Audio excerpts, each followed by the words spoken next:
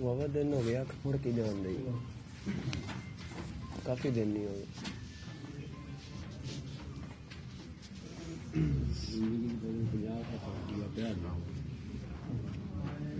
تو پتہ نہیں نیند نہیں پوری ہو رہی ہے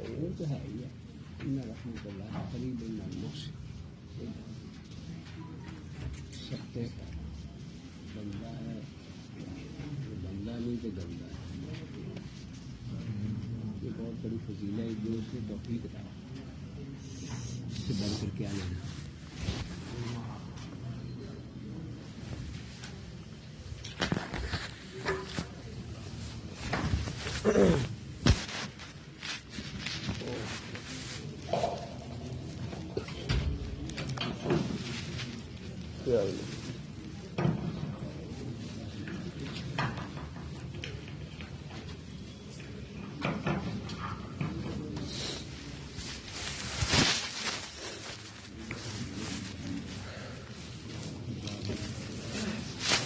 اعوذ باللہ من الشیطان الرجیم بسم اللہ الرحمن الرحیم سورہ المؤمن کی آیت نمبر 40 ہے۔ اللہ تعالی کا فرمان ہے من عامل سیئتا جس نے کوئی برائی کی فلا یجزا تو وہ نہیں بدلہ دیا جائے گا الا مگر مثلہا اسی کے برابر۔ یہ قرآن کا ایک ایسا انداز ہوتا ہے اس میں صراحت کے ساتھ یہ کہا جا رہا ہوتا ہے زور کے ساتھ کہ برائی کی جزا صرف برائی ہی ہے۔ یہ فلا یجزا کہ نہیں اس کو جزا دی جائے گی الا مگر، تو اس کا بامحاورہ ترجمہ مفہوم اس کا یہ ہوتا ہے کہ اس کو اسی کے برابر جزا ملے گی۔ ومن عامل اور جس نے عمل کیا صالحا نیک من ذکر مرد ہو او انثی یا عورت ہو وہو مؤمن جبکہ وہ مومن ہو فاولئک تو یہی لوگ یدخلون الجنت جنت میں داخل ہوں گے، یرزقون وہ رزق دیے جائیں گے، فیہا اس میں بغیر حساب بے حساب۔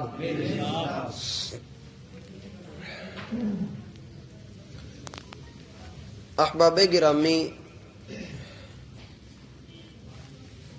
دنیا کی زندگی اپنے مقام کے اعتبار سے اللہ تعالی کے ہاں ایک مچھر کے پر کے برابر بھی نہیں ہے۔ اگر انسان اس قید خانے سے دل لگا بیٹھے اور اپنے مقصد حیات کو بھول جائے تو کل قیامت کے دن سوائے ناکامی اور حسرت کے اس کے ہاتھ کچھ نہیں آئے گا۔ اور اللہ تعالی کی رحمت ہے کہ وہ اپنے بندوں کو اس بات سے باخبر کر دیتا ہے جو بات بندوں کے فائدے کی ہے اور جو بات بندوں کے نقصان کی ہے۔ جب ہمیں ہمارا کوئی اپنا اس بات کے بارے میں آگاہی دے کہ تمہارا فائدہ اس کام میں ہے، تمہارا بھلا اس کام میں ہے، تو ہم اس کے ساتھ محبت کرنے لگتے ہیں، اس کے ساتھ مخلص ہو جاتے ہیں۔ گو کہ بسا اوقات ایسا بھی ہوتا ہے کہ کوئی بندہ ہمیں دھوکہ دیتا ہے، چونا لگا جاتا ہے، لیکن ایک وقت تک ہم اس کے ساتھ یہی خیال کرتے ہیں کہ یہ ہمارے حق میں ہے اور یہ ہمارا مخلص ہے۔ یاد رہے کہ اللہ سے بڑھ کر بندے کے ساتھ مخلص کوئی نہیں۔ ایون کہ بندے کے ماں باپ، اس کے رشتہ دار، برادری، خاندان، جتنی مرضی باتیں کر لیں، جو مرضی کہہ لیں، اللہ سے بڑھ کر انسان کے ساتھ مخلص کوئی نہیں ہے۔ اور اللہ تعالی نے انسان کو باخبر کیا کہ میرے پاس تمہارے لیے کن کاموں کی کیا جزا ہوگی۔ یہ آیت بڑی عظیم الشان آیت ہے، یوں کہہ لیں کہ پورے دین کا احاطہ اس آیت کے اندر موجود ہے انجام کے اعتبار سے۔ کہا من عمل سیئۃ فلا یجزا الا مثلھا، جو کوئی بھی ہو وہ کوئی برائی کرے گا تو اس برائی کی جزا اس کو ملے گی، لیکن اس میں اللہ کا عدل اور اللہ کی رحمت یہ ہوگی کہ اس میں نیکی کی طرح نہیں کیا جائے گا کہ ایک نیکی کو جیسے اللہ بے حساب کر دیتا ہے، اللہ گناہ کو بے حساب نہیں کرے گا۔ گناہ جتنا ہے اتنا ہی اس کی جزا ملے گی۔ یہ تو ایک موٹی سی بات ہے جو سمجھ میں آتی ہے، لیکن جو اصل بات اس آیت میں بتائی گئی ہے وہ ہے من عاملہ، جو بھی عمل کرے گا۔ اب وہ جو کوئی کون ہے، اونچے مقام والا ہے یا نچلے مقام والا ہے، وہ بوڑھا ہے یا جوان ہے، کوئی بھی ہے، اگر اس نے گناہ کیا تو اس کا گناہ، اس کا خاندان، اس کا نسب، اس کی برادری، اس کی کرسی اسے اللہ کے ہاں بچا نہیں سکیں گے۔ اور یہ بڑا خطرناک معاملہ ہے کہ انسان یہ خیال کرے کہ میں نے اتنی نیکیاں کر لی ہوئی ہیں، اب اگر میں یہ گناہ کر لیتا ہوں تو کوئی مسئلے والی بات نہیں۔ یہ بڑا خطرناک معاملہ ہے۔ اللہ تعالی کے ہاں عزت کا معیار، اللہ کے ہاں بندے کی عزت تبھی ممکن ہے جب بندہ گناہوں سے بچنے والا ہو۔ اور سیئۃً کا جو لفظ ہے، میں نے کل عرض کیا تھا کہ جس لفظ کے اوپر تنوین ہو عربی زبان میں وہ نکرہ ہوتا ہے، اور عربی زبان میں نکرہ کا جو ترجمہ ہم اردو میں لا کر کرتے ہیں وہ کرتے ہیں کوئی برائی، کوئی کا لفظ لگا کر یا ایک کا لفظ لگا کر، ایک برائی یا کوئی برائی، یہاں پر کوئی برائی اس کا معنی بنے گا۔ من عامل سیئۃ، جس شخص نے کوئی بھی برائی کی، فلا یجزا الا مثلھا، تو اسے اپنے کیے کرائے کا حساب دینا پڑے گا، اس کی جزا اس کو ملے گی۔ اگر ایک انسان اس دار الامتحان میں، دار العمل میں بدی کرتا ہے، گناہ کا ارتکاب کرتا ہے، برائی کرتا ہے، تو اسے کل قیامت کے دن اس کی جزا ملے گی، اگر وہ لینا نہیں بھی چاہے گا تب بھی ملے گی۔ کیونکہ انسان گناہ جب کرتا ہے، جب برائی کرتا ہے، وہ اپنی ذات کے ساتھ کرے یا بندوں کے ساتھ کرے، دونوں صورتوں میں اللہ کے ہاں گناہ ہی ہے۔ اپنے ساتھ کرے گا تو یہ جان، یہ جسم اللہ کی امانت ہے، اور اگر دوسروں کے ساتھ کرے گا تو اللہ کی مخلوق پر ظلم کر رہا ہے۔ اور اس لیے ہم نماز کے بعد کے اذکار میں کہتے ہیں اللہم لا مانع لما اعطیت ولا معطی لما منعت ولا ينفع ذا الجد منک الجد، اے اللہ جو تو عطا کر دے وہ کوئی دینے والا نہیں، اور جو تو روک لے وہ کوئی دے نہیں سکتا، اور اے اللہ کوئی بھی بڑی کرسی والا، بڑے نسب والا، اس کا نسب کل قیامت کے دن تیرے ہاں اسے کوئی فائدہ نہیں پہنچا سکے گا۔ نبی علیہ الصلوۃ والسلام کا فرمان ہے من بطأ به عمله لم يسرع به نسبه، جس بندے کا عمل اسے پیچھے کر دے گا اس کا حسب نسب برادری اسے آگے نہیں کر سکیں گے۔ اس سے کیا مراد کہ اگر بندہ نبی کے خاندان سے ہو، نبی کا بہت قریبی رشتہ دار ہو، اگر اس کا عمل نہیں ہے، ایمان نہیں ہے، اللہ کے ہاں وہ رد کر دیا جائے گا۔ وَمَنْ عَمِلَ صَالِحًا مِّن ذَكَرٍ أَوْ أُنثَىٰ وَهُوَ مُؤْمِنٌ، اور ایسا بندہ کہ جس نے کوئی بھی نیک عمل کیا، صالحاً کوئی بھی نیک عمل، پھر خواہ وہ مرد ہے خواہ وہ عورت ہے، وَهُوَ مُؤْمِن، لیکن شرط یہ ہے کہ جب بھی نیکی کرے تو نیکی حالت ایمان میں کی ہو۔ تو پھر یہی وہ لوگ ہیں جو جنت میں داخل کر دیے جائیں گے۔ یہاں پر 2-3 باتیں سمجھ لیں۔ اول تو یہ کہ اللہ تعالی نے مرد اور عورت کا یہاں پر جو ذکر کیا ہے، اس سے ہمارے ذہنوں کی غلط فہمی کو دور کیا ہے۔ مرد کا عورت کے اوپر ایک درجہ ہے، لیکن کس اعتبار سے؟ خرچ کرنے کے اعتبار سے۔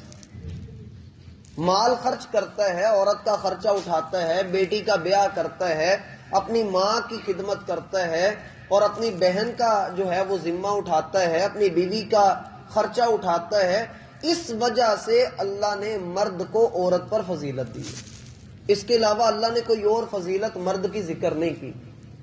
اللہ تعالیٰ نے فرمایا الرجال قوامون علی النساء بما فضل اللہ۔ اللہ نے مردوں کو عورتوں پر نگران مقرر کیا کہ اللہ نے مرد کو اس اعتبار سے افضل ہی بنایا ہے کہ عورت خرچ نہیں کر سکتی، عورت تجارت نہیں کر سکتی، عورت کا کاروبار کے اندر ہاتھ ہو ہی نہیں سکتا، وہ چلا ہی نہیں سکتی۔ اللہ نے اس کو اس کام کے لیے بنایا ہی نہیں۔ ہاں کوئی فطرت کے خلاف چل کر جانے کی کوشش کرے تو نبی علیہ السلام نے فرمایا کہ جس قوم کی حکمران کوئی عورت ہو وہ قوم کبھی کامیاب نہیں ہو سکتی۔ بہرحال نیکیوں کے اعتبار سے مرد عورت چھوٹا بڑا بوڑھا جوان سب برابر ہے۔ کوئی بھی نیک عمل کرے، بندہ یہ نہیں کہہ سکتا کہ میرا درجہ اونچا ہے تو پھر مجھے زیادہ نیکیاں ملیں گی، عورت کو 1 کے بدلے 5 ملتی ہیں تو مجھے 1 کے بدلے 10 ملتی ہیں۔ آپ دیکھیے حدیث میں نبی علیہ الصلوۃ والسلام نے فرمایا کہ اذا صلت المرأة خمسها، جب عورت اپنی 5 نمازیں ادا کرے، وصامت شہرها، اور اپنے متعین کردہ دنوں کے روزے رکھ لے، رمضان کے روزے رکھ لے، اپنے خامند کے مال کی اور اس کی عزت کی حفاظت کر لے، جنت کے 8 دروازوں میں سے جس سے چاہے داخل ہو جائے۔ اب مرد کے لیے ایسی کوئی حدیث نہیں ہے، اس اعتبار سے عورت کی فضیلت بڑھ گئی۔ تو ہر ایک کا اپنا اپنا دائرہ کار ہے۔ اگر مرد کی فضیلت ہے تو وہ صرف خرچ کرنے کے اعتبار سے۔ ممکن ہے کہ نیکی میں آپ کی بیوی، آپ کی بیٹی، آپ کی بہن، آپ کی ماں آپ سے زیادہ اونچے درجے پر ہو نیکیوں کے اعتبار سے۔ دوسرا ہے صالحن۔ صالحن کیا ہے؟ عاملہ صالحن، عمل صالح، نیک عمل۔ عمل نیک 3 چیزوں سے بنتا ہے۔ عمل نیک 3 چیزوں سے بنتا ہے۔ اللہ تعالیٰ نے قرآن میں فرمایا الذی خلق الموت والحیات لیبلوکم ایکم احسن عملا۔ رات کو سوتے ہوئے سورہ ملک نہیں پڑھتے آپ لوگ؟ پھر آتی کیوں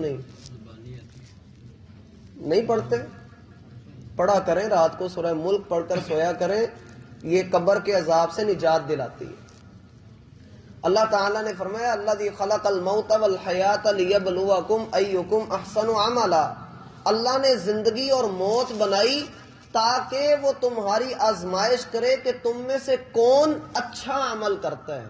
اللہ نے یہ نہیں کہا کہ تم میں سے کون زیادہ عمل کرتا ہے، یہ کہا کہ تم میں سے کون اچھا عمل کرتا ہے۔ اللہ کے ہاں اچھا عمل مقبول ہے، زیادہ عمل اللہ کو نہیں چاہیے۔ آپ اللہ کو تھوڑا دے لیں، اچھا دے لیں۔ اللہ کے لیے کوئی عمل کر رہے ہیں، تھوڑا کر لیں، اچھا کر لیں، ہمیشہ کر لیں۔ اور اگر بندہ کوئی عمل کرنا چاہتا ہے جس سے اللہ راضی ہو تو نبی علیہ الصلوۃ والسلام نے فرمایا احب الاعمال الی اللہ ادومها وان قل۔ اللہ کے ہاں پسندیدہ اعمال، اللہ کو راضی کرنے والا عمل وہ ہے جو بے شک تھوڑا ہو لیکن ہمیشہ کیا جائے۔ زیادہ عمل اللہ تعالیٰ نے نہیں فرمایا۔ بندے کی 3 شرطیں، اس نیک عمل کو 3 شرطوں کی ضرورت ہے، پھر بندے کا عمل اللہ کے ہاں عمل صالح بنے گا۔ ہم نماز ادا کرتے ہیں، یہ ایک عمل ہے، لیکن عمل صالح کیسے بنائیں گے؟ ہم نے عمل تو کر لیا لیکن عمل صالح بھی تو بنائیں۔ اللہ کے ہاں عمل صالح قبول ہوتا ہے، اللہ کے ہاں عمل صالح قبول ہوتا ہے۔ عمل صالح میں پہلی چیز ہوتی ہے کہ اس میں کوئی ملاوٹ نہ ہو، اخلاص پورا ہو، ریاکاری، دکھلاوا، کوئی شک شبہ اس عمل میں نہ ہو۔ خالص اللہ کے لیے، کسی اور کے لیے عمل نہیں کرنا، لوگوں کو دکھانے کے لیے قرآن پڑھنا، لوگوں کو دکھانے کے لیے نماز پڑھنی، اور لوگوں کو دکھانے کے لیے. یا بعض کاریگر ایسے ہوتے ہیں جو دکان سے چھٹی لے کر آتے ہیں, چلو مسجد میں جاتا ہوں, جا کر تھوڑا آرام کر لوں گا. اس کی یہ نیت بھی اخلاص کو نقصان پہنچاتی ہے. اگر وہ یہ نیت کر کے نکلے کہ میں نے نماز ادا کرنی ہے, پھر اس کی نیت خالص ہے. اس پر اپنی اصلاح کرنی چاہیے. پھر ہے سنت رسول کے عین مطابق ہو, سنت رسول کے مطابق عمل ہو. اگر کوئی بندہ اخلاص کے ساتھ, محبت کے ساتھ ایک رکعت میں 3 سجدے کر دے تو اللہ کے ہاں مردود ہے, کیونکہ سنت رسول نہیں ہے.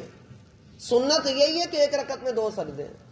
اور تیسری شرط ہے کہ اس کے دل میں شرک نہ ہو, اس کے دل میں شرک نہ ہو. ایمان اور کفر 2 الگ الگ چیزیں. اللہ نے دونوں کے پانی الگ الگ رکھے ہیں. انڈے کے اندر سفید اور پیلے رنگ کا پانی ہوتا ہے. آپ اس کو ہلاتے رہیں وہ پانی نہیں ملتا. آپ اسے توڑتے ہیں, سفید الگ ہوتا ہے, پیلا الگ ہوتا ہے. لیکن اگر وہ کبھی آپ توڑیں اور دونوں پانی مکس ہوئے ہوں تو ہم کیا کہتے ہیں؟ انڈا خراب ہو گیا, گندا ہو گیا. بندے کے دل میں بھی اگر ایمان اور کفر مل جائیں تو بندہ بھی گندا ہو جاتا ہے. اور جیسے ہم اپنے انڈے کو ٹوکری میں پھینکتے ہیں, اللہ بھی بندے کو اپنی ٹوکری میں پھینک دیتا ہے. اللہ ہمیں اس سے محفوظ فرمائے. پھر ہے وَهُوَ مُؤْمِن, اور وہ مومن بھی ہو. یاد رہے کوئی بندہ, کوئی کافر اگر کوئی نیکی کرتا ہے, اگر کوئی کافر بھی نیکی کرتا ہے, اس کی نیکی کا بدلہ کل قیامت والے دن اسے نہیں ملے گا. کیوں؟ وہ ایمان والا نہیں, اس کے پاس ایمان نہیں ہے. اب ایمان اور عمل 2 الگ الگ چیزیں ہیں. دیکھیے اللہ نے شروع میں کہا وَمَنْ عَمِلَ صَالِحًا اور اینڈ پہ کہا وَهُوَ مُؤْمِن. اب ایمان اور عمل میں کیا فرق ہے, اس کی تفصیل انشاءاللہ ہم ہفتے والے دن دیکھیں گے. اللہ تعالی ہم سب پر اپنی رحمت کرے. سبحانک اللہم و بحمدک اشہد ان لا الہ الا انت استغفرک و اتوب الیک.